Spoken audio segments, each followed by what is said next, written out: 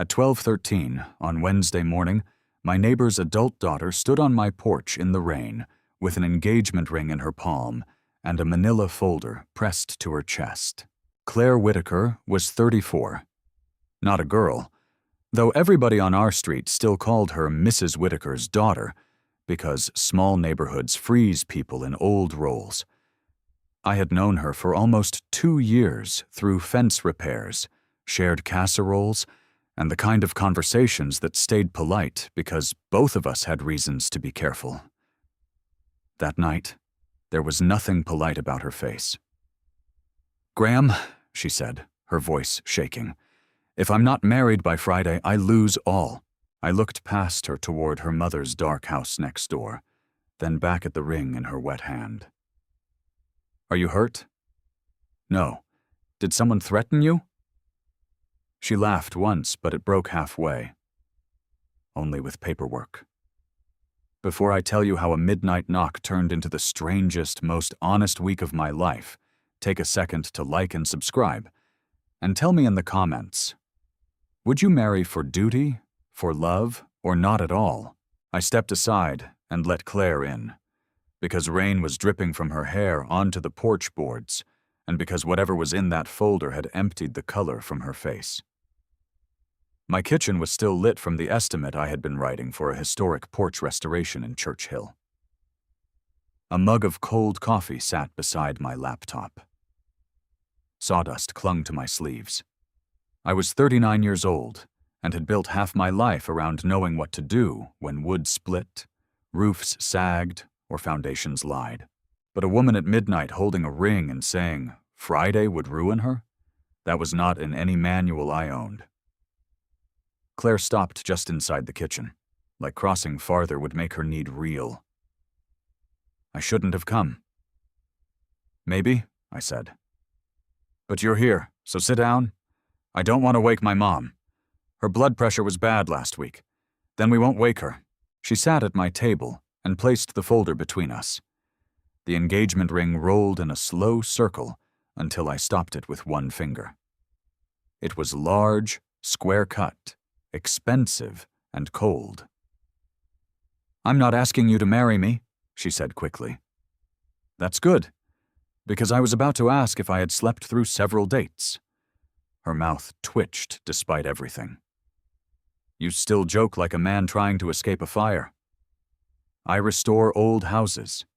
Humor and denial are structural supports." That almost made her smile, but then she opened the folder. Inside were copies of a trust agreement, a notice from a law office, and a letter on heavy cream paper with the Whitaker family crest pressed at the top. Hollis Hill Farm had been in Claire's family for 4 generations. Her father, Thomas Whitaker, had run a therapeutic riding program there after leaving the Army. Claire had taken over when he got sick, then fully after he died in February. I knew pieces of that. Everyone on our street knew pieces.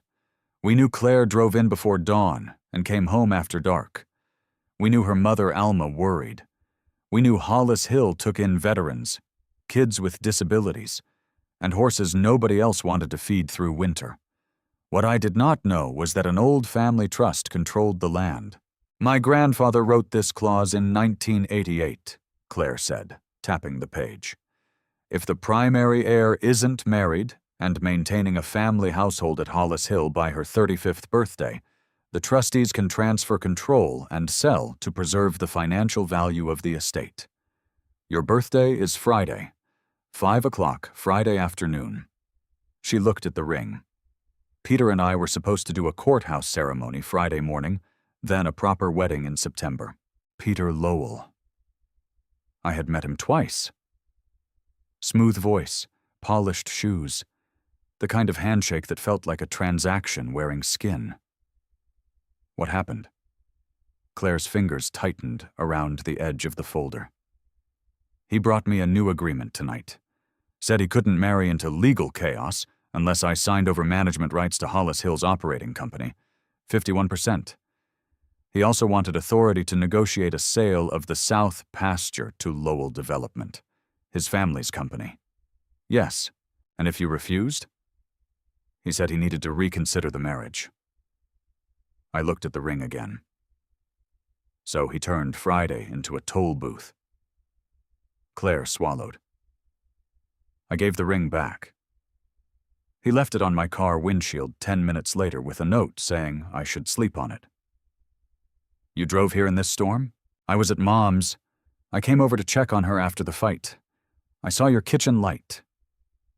She looked down, embarrassed now, as if crisis had bad manners. I needed someone who wouldn't tell me to be practical by handing myself to a man who wants my land. That sentence settled between us with weight. I slid the ring farther away from her. Then tonight we don't call Peter. Her eyes lifted. That's all. That's enough for the first 10 minutes. She breathed out like she had been waiting for permission to stop running. For those 10 minutes, we did nothing but sit with rain tapping the windows and my old refrigerator humming in the corner. Then I made tea, because coffee at midnight during a legal emergency felt like pouring gasoline on a candle. Claire wrapped both hands around the mug. You're calmer than I expected? I'm not calm. I'm sorting panic into piles. Any useful piles? 1. Tomorrow morning, you call a lawyer who represents you. Not the family trust, not Peter, not your cousin Russell. 2. You don't sign anything tonight. 3. You sleep somewhere your mother won't hear you pacing holes through the floor. I can't sleep. You can try badly. She looked around my kitchen, at the cabinet doors I had never bothered to repaint, and the row of hand planes mounted above the sink. You always make things sound possible. That caught me somewhere I was not ready to be caught. Possible isn't the same as easy. I know. I believed she did. Claire had the look of a person who had been carrying difficult things so long that easy would have seemed suspicious. By 1:30, I had given her the name of Priya Nair, an attorney who had helped one of my clients fight a predatory easement dispute. Claire called and left a message. By 2, the rain had softened. I walked her back to her mother's porch, not because she needed escorting, but because neither of us seemed ready to let the night end in a doorway. At the steps, she turned. Graham? Yeah? If tomorrow you regret letting me in, please don't be kind about it. Just be clear. That was the first moment I saw how badly Peter had trained her to mistrust gentleness. I won't regret it, I said, and if I ever need space, I'll use words. She nodded once, like that was more generous than flowers, then disappeared into her mother's house. I slept 2 hours and dreamed of a farm I had only seen from the road. At 7:30, Claire knocked again, this time wearing jeans, boots, and the expression of a woman who had replaced panic with a checklist. Priya had called back. She could see Claire at 9. My truck won't start, Claire said. Of course. Of course, I said, grabbing my keys. You don't have to drive me, I know. You say that a lot. People forget it a lot. In my truck, she sat with the folder on her knees and stared straight ahead as Richmond's old brick streets shone after the storm. She smelled faintly like rain, lavender soap, and horse feed, which should not have been comforting but was. Priya's office was above a bakery in Carytown. She was direct, sharp-eyed, and unimpressed by family drama wearing legal shoes. She read the trust clause twice, asked Claire 10 precise questions, and then leaned back. It's ugly, Priya said. It may be challengeable, especially given the gendered assumptions and the public service use of the property. But challengeable is not the same as stoppable by Friday. Claire's face did not change, but her hands folded tighter. Priya continued, If you are married by the deadline, you satisfy the plain language. If you are not, Russell and the other trustees can initiate transfer. We can seek an injunction, but no honest lawyer should promise you a miracle in 48 hours. What if the marriage is temporary? Claire asked quietly. Priya glanced at me, then back to Claire. Marriage is marriage. A court does not test whether you had violins in your heart. But if trustees prove fraud, coercion, or a side deal designed only to defeat the trust, they may litigate. More importantly, you should not marry anyone who uses your deadline as leverage. Claire gave a humorless laugh. That narrows the field. Priya's gaze softened. Claire, I am your lawyer if you want me to be. My advice is this. Protect yourself first. If you marry, have independent counsel, a premarital agreement protecting Hollis Hill and your business, and a clear record that no one pressured you. But I will not tell you to marry out of terror. In the hallway afterward, Claire pressed her palm to the wall and closed her eyes. I waited. Waiting was something I had learned late and poorly. My ex-fiancée, Natalie, once told me I could rebuild an entire kitchen faster than I could sit through a difficult feeling. She had been right. She had also left 3 weeks before our wedding, saying I had built her a house without ever asking if she wanted to live in it. I had hated that sentence for a year. Then I understood it. Claire opened her eyes. I need to go to Hollis Hill. Then we go. The farm sat 20 minutes outside the city, past subdivisions, a 2-lane road, and a line of sycamores that looked older than the county. Hollis Hill was not grand in the glossy magazine way. It was weathered white fences, red barns, a farmhouse with peeling shutters, and hills rolling soft under a gray sky. But the moment we pulled in, I understood why Lose All had not been drama. It was not just land, it was a world. A teenage volunteer led a limping chestnut horse across the yard. 2 veterans drank coffee near the tack room. A little boy in a helmet waved at Claire like she had hung the sun. "Miss Claire, Jasper ate my worksheet." Claire smiled for the first time that morning. Then Jasper is finally improving his reading skills. The boy laughed, and something in my chest shifted. For the next 3 hours, I watched her work. She checked feed charts, calmed a nervous parent, adjusted a saddle, and fixed a scheduling problem without raising her voice. She belonged there so completely that the trust clause felt even more obscene, like someone had put a lock on a sunrise. I tried to stay useful.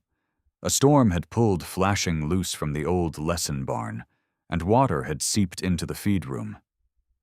I climbed a ladder, patched what I could, and made notes on what needed real repair. Claire joined me near the barn doors while I was measuring a rotted sill. "You don't have to do free labor," she said. "I'm gathering evidence." "For what?" "That Hollis Hill is stubborn, but not dead." She looked at the barn, then at me. "That's how my dad talked about it. I only met him a handful of times. He liked you. Your father liked anyone who carried a level." "No," she said. "He liked men who didn't talk over women. That landed harder than it should have." I marked the sill measurement twice to give my hands something to do. A black SUV rolled up the drive just before noon. Claire's shoulders changed before the door opened. She did not shrink exactly. She braced. Peter Lowell stepped out in a charcoal coat, hair perfect despite the damp air. He looked from Claire to me, then to the ladder, and smiled as if he had found exactly the scene he expected. "Claire," he said, "can we talk privately?" "No." His smile tightened. "This is family business. Then you're already stretching the definition." I stepped back, not because I was afraid of him, but because this was her line to draw. Peter noticed. Men like him always noticed who moved. "I came to apologize for the timing," he said. "Not the agreement. The agreement protects both of us.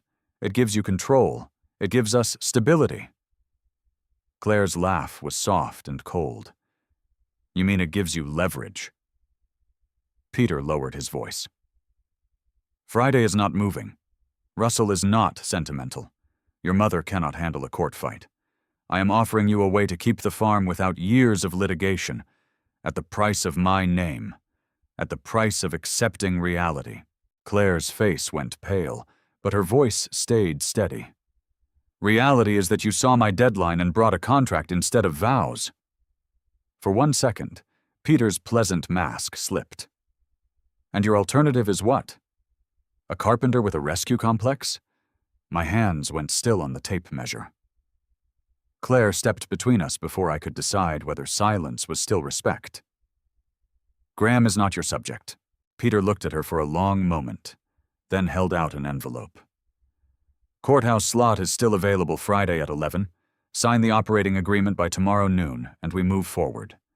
She did not take it. He placed it on a fence post. Pride is expensive, Claire. After he drove away, the yard seemed quieter than before. Claire stared at the envelope until the wind flipped one corner. I want to burn it, she said. I have a torch in the truck. That surprised a laugh out of her, sharp and shaky. You do not. I'm a restoration contractor. Of course I do. She picked up the envelope, but did not open it. No burning. Priya needs evidence. Look at you, choosing documentation over arson. I'm maturing against my will. That afternoon, we worked side by side on a repair list for Priya and the trustees. Not because a repair list could beat a trust clause, but because Claire needed to show Hollis Hill was viable, not a decaying asset waiting for a developer's mercy. I walked roofs, checked posts, photographed drainage problems, and priced emergency fixes. Claire answered calls and kept the farm running. Near sunset, I found her in the old indoor arena. Dust floated in the beams of light coming through high windows. She stood by the rail with one hand on a gray horse's neck. My dad taught me to ride in here, she said. After Afghanistan, he said horses were the only creatures honest enough for him to trust. Then he started inviting other veterans out. Then kids, then families. It grew before any of us had a business plan. Good things are rude that way. She looked at me. Did you always want to fix old buildings? No.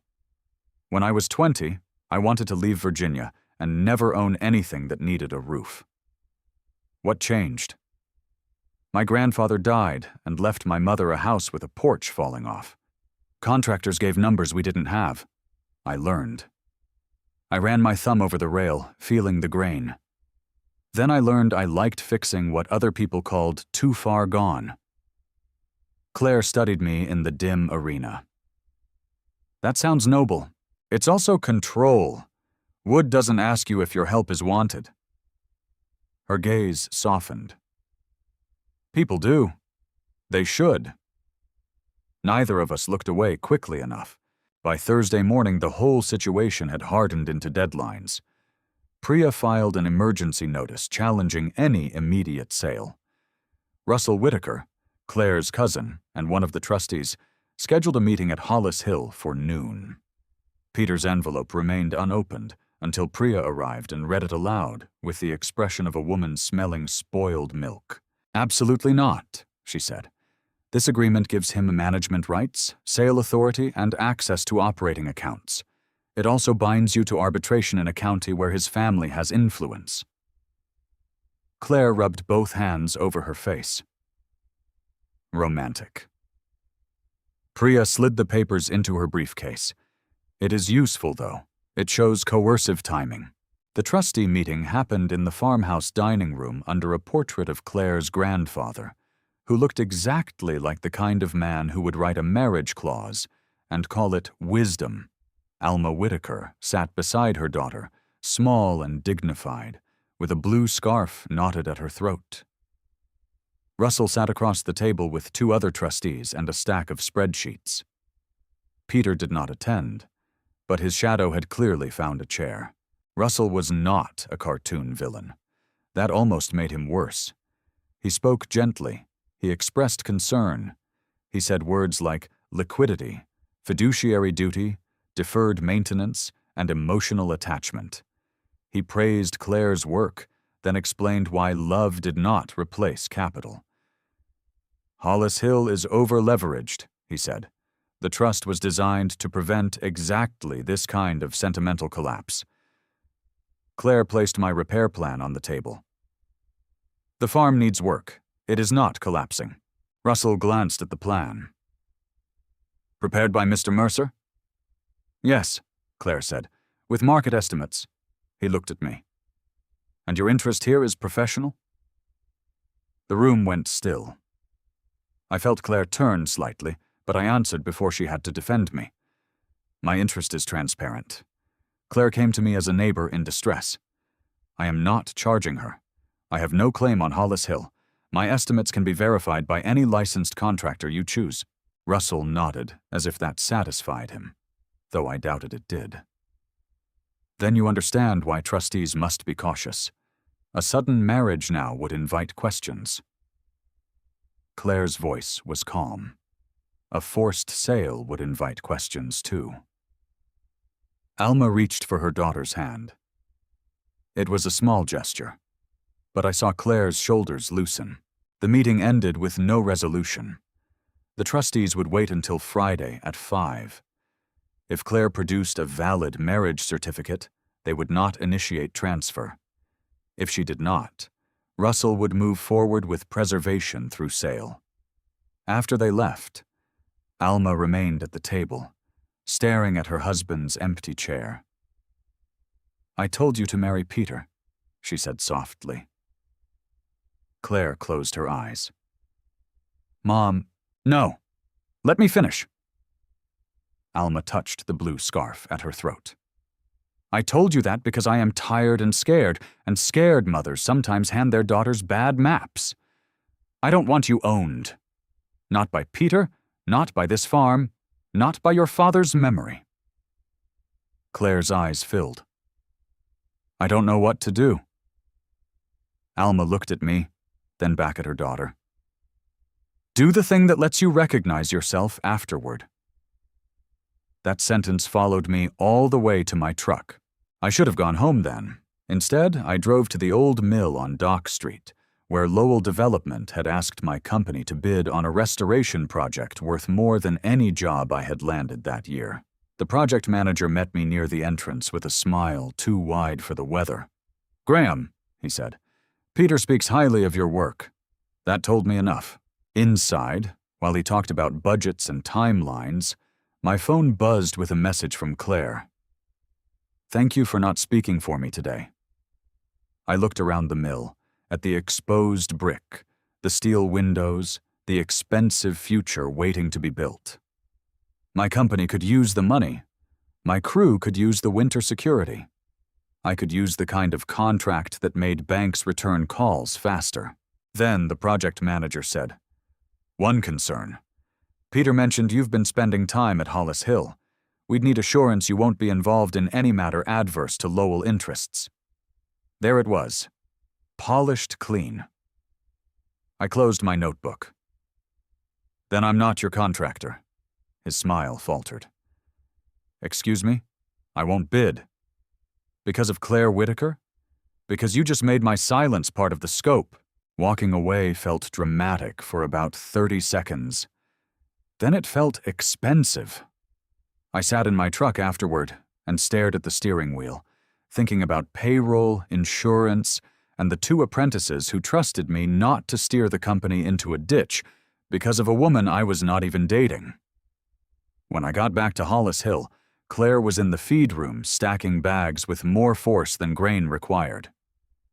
"You turned down the Dock Street mill," she said. "So she knew. My foreman's cousin works security there," I said. "Richmond is a village pretending to be a city. Why would you do that? Because they asked me to step away from you as part of the deal. You should have said yes." "No." "Graham." "No," I repeated, quieter. "You don't get to decide my boundary just because you're uncomfortable benefiting from it." Her eyes flashed. "And you don't get to make yourself noble in my disaster. I'm not noble. I'm angry." At them? At myself, too. I took off my cap and dragged a hand through my hair, because part of me liked being useful here. Too much. And I know how dangerous that can be. That disarmed her more than any defense would have. What does that mean? It means I was engaged once. Natalie. 3 years ago? I fixed everything around her except what she asked me to hear. When she left, I told myself she didn't appreciate me. Later I realized she didn't want a contractor for a heart. Claire leaned back against the feed bins. The fight drained from her face. I'm sorry. Me too. But she taught me something I needed to learn. I looked at the stacks of feed, the dust on Claire's sleeve, the bruise of exhaustion under her eyes. I don't want to save you. I want to stand where I'm invited. She was quiet for a long time. Then she said, "What if I invited you to do something stupid?" My pulse changed. Define stupid. Her mouth trembled. No, forget I said that. Claire, I can't. She stepped away from the feed bins. I can't ask you. I can't ask any man to marry me with a deadline pressed to my throat and then pretend I'll know which part is real. I wanted to answer too quickly. I felt the answer rising before it was ready, full of heat and fear and every unspoken thing I had stored over months of watching her carry feed bags in the rain, laugh with her mother, and talk to old horses like they were colleagues. But if I spoke then, I would have made my feelings another weight, so I said, "Then don't ask tonight." Her eyes searched mine. That's it? That's it. You're infuriating. I've received that feedback. She turned away, but not before I saw tears gather. I'm going to lose it. I stepped closer, stopping far enough away that she could choose the space between us. Maybe. But if you lose Hollis Hill because you refused to be bought, that is not losing all. She looked back at me. It feels like all. I know. That night, Claire decided not to marry Peter. She called him on speaker with Priya present and said the words in a voice that shook only once. "I will not sign your agreement," she told him, "and I will not marry you." Peter was silent for 3 beats. Then he exhaled. "You're making a mistake. I've made several. This isn't one." "You think Mercer is different?" Claire looked at me, but her answer was for herself. "I think my choice is mine." After the call ended, nobody cheered. Real freedom sometimes arrives too tired for applause. Friday morning came cold and clear. I found Claire at the far pasture just after sunrise, standing by the fence where the south field rolled toward the creek. She had not slept. Neither had I. In my jacket pocket was a folded document from my own attorney, drafted after a dawn phone call I could barely afford. It said I would make no claim on Hollis Hill, Claire's business, her inheritance, or any trust property if we married. It was not romantic. That was the point. She did not turn when I walked up. "I'm taking a job in Colorado if the transfer goes through." My chest tightened. "With the Equine Therapy Center?" She nodded. "They can use me. Mom says she'll come when the house sells." "And Hollis Hill? I'll fight in court, but I won't stand in front of a judge today with a man I don't love just to satisfy a dead man's claws." I gripped the fence rail. "Good." That made her turn. "Good? Yes, because if I ask you now, I need you to know I'm not asking a woman who believes any husband is better than none." The whole pasture seemed to go quiet. Claire's lips parted, but no words came. I took out the folded document and held it toward her. "This is from my lawyer, not Priya. She represents you. It says I want nothing from Hollis Hill. No land, no money, no management. If you marry me and later decide it was wrong, you leave with everything that was yours." She stared at the paper without taking it. "Graham, I'm not finished." Her eyes lifted to mine. "I am not offering because your father was kind to me. I'm not offering because Peter is a snake in good shoes. I'm not offering because I like being needed." My voice roughened, and I let it.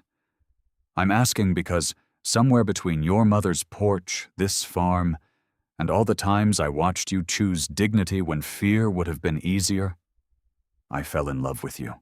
The words stood there in the morning light, irreversible. Claire's face changed slowly, not into joy, not yet, into fear meeting something it wanted to trust.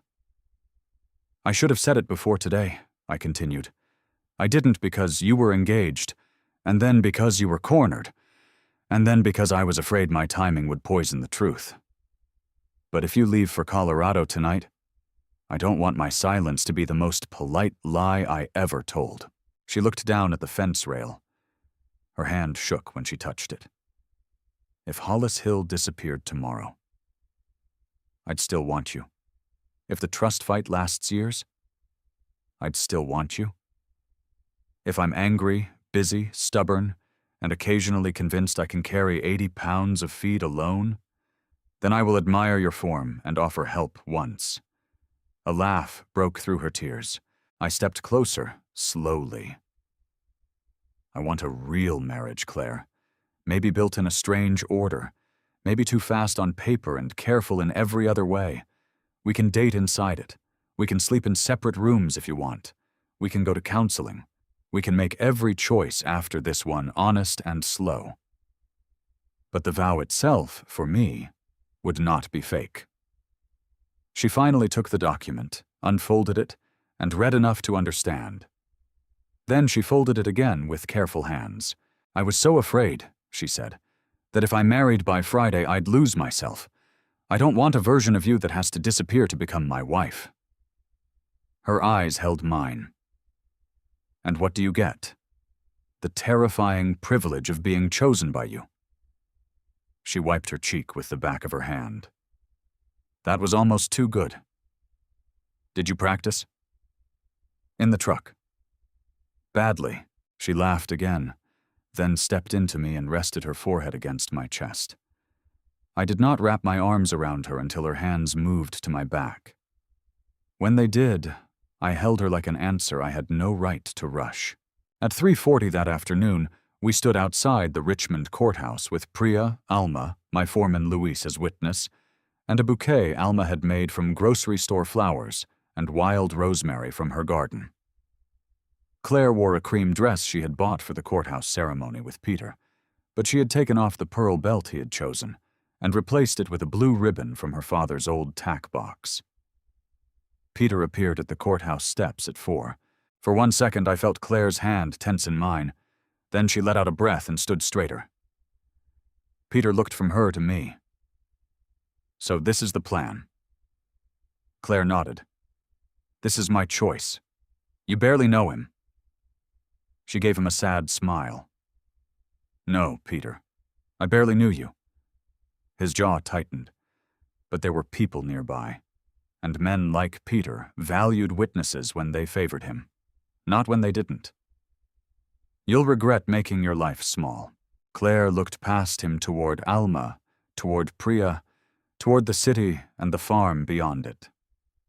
"My life got smaller every time I tried to fit inside your plans."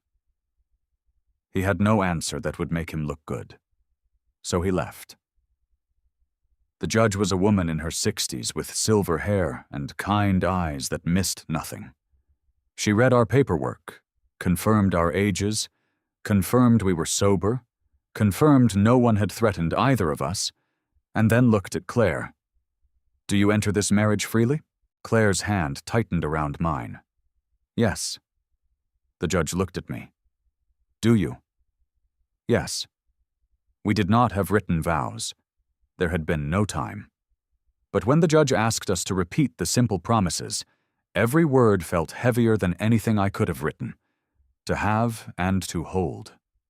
For better, for worse. Not as decoration, not as rescue, as decision.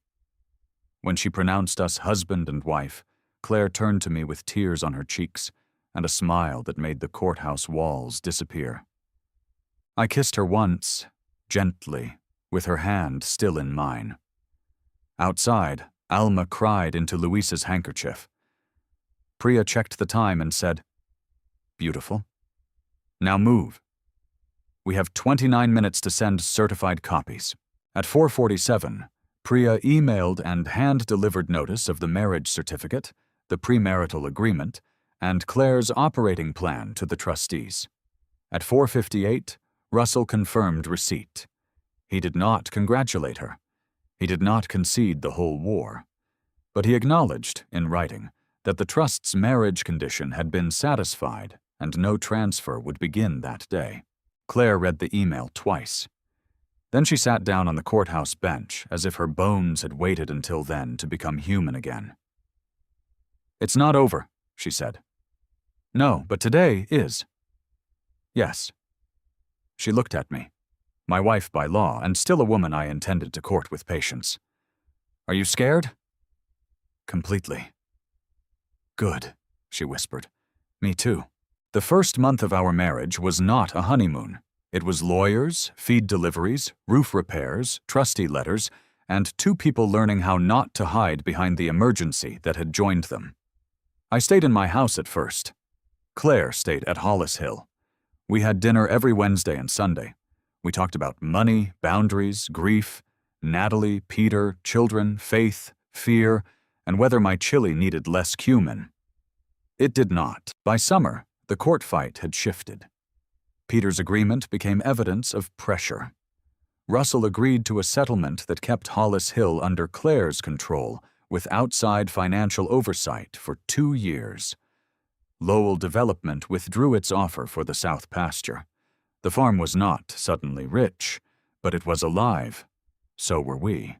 I moved into the farmhouse in August, after Claire asked me in broad daylight with no deadline anywhere near us. We chose the front bedroom together. We painted it a soft green. Alma claimed was peaceful, and Luis claimed was celery with ambition. Claire kept her father's saddle in the hallway. I kept my grandfather's level above the kitchen door. On a Friday night 6 months after the courthouse, Claire knocked on the door of my workshop at 12:13. I opened it with a pencil behind my ear and stain on my hands. "Is there a legal emergency?" "No." She wore jeans, boots, and the blue ribbon from our wedding tied around her wrist. "But if my husband doesn't come outside by midnight, he loses the first dance at the barn party." "That sounds serious." "It is. There may be witnesses." I followed her to the yard, where string lights glowed along the fence and music drifted from the open barn. Alma, Priya, Luis, and half the farm volunteers had pretended not to organize a celebration, and failed beautifully. Claire took my hand under the lights. "I thought if I wasn't married by Friday, I would lose all," she said softly. "But all was never just the farm." "No?" She shook her head. "All is being able to choose without disappearing." I pulled her close, careful even now, because careful had become part of how we loved. "And did you?" She smiled. "Yes." We danced in the yard of the farm she had fought for, beside the woman who had knocked on my door with a ring she did not want, and a future she thought was ending.